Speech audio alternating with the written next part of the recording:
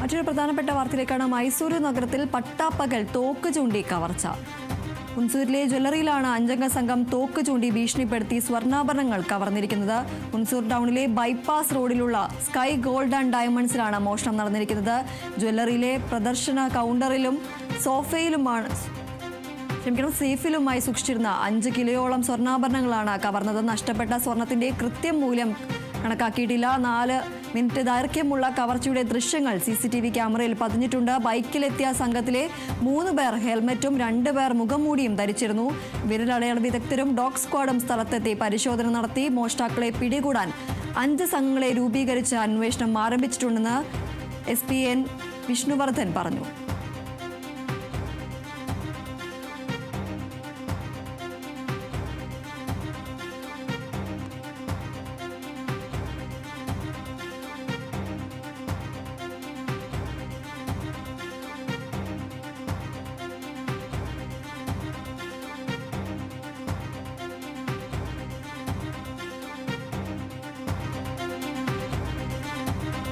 മൈസൂർ നഗരത്തിലാണ് പട്ടാപ്പകൽ തോക്ക് ചൂണ്ടി ഒരു കവർച്ച നടത്തിയിരിക്കുന്നത്. ഹുൻസൂരിലെ ജ്വല്ലറിയിലാണ് ഇത്തരത്തിൽ 5 സംഘം തോക്ക് ചൂണ്ടി ഭീഷണിപ്പെടുത്തി സ്വർണ്ണാഭരണങ്ങൾ കവർന്നിരിക്കുന്നത്. ഹുൻസൂർ ടൗണിലെ ബൈപ്പാസ് റോഡിലുള്ള സ്കൈ ഗോൾഡ് ആൻഡ് ഡയമണ്ട്സിലാണ് ഇത്തരത്തിൽ മോഷണം നടന്നിരിക്കുന്നത്. ജ്വല്ലറിയിലെ പ്രദർശന കൗണ്ടറിലും സേഫിലുമായി സൂക്ഷിച്ചിട്ടുള്ള 5 കിലോയോളം സ്വർണ്ണാഭരണങ്ങളാണ് കവർന്നിരിക്കുന്നത്. നഷ്ടപ്പെട്ട സ്വർണത്തിന്റെ കൃത്യമായ മൂല്യം കണക്കാക്കിയിട്ടില്ല. 4 മിനിറ്റ് ദൈർഘ്യമുള്ള കവർച്ചയുടെ ദൃശ്യങ്ങളാണ് CCTV ദൃശ്യങ്ങളാണ് ഇപ്പോൾ പ്രേക്ഷകർ കണ്ടുകൊണ്ടിരിക്കുന്നത്. ബൈക്കിലെത്തിയ സംഘത്തിലെ 3 പേർ ഹെൽമറ്റും 2 പേർ മുഖംമൂടിയും ധരിച്ചിരുന്നു.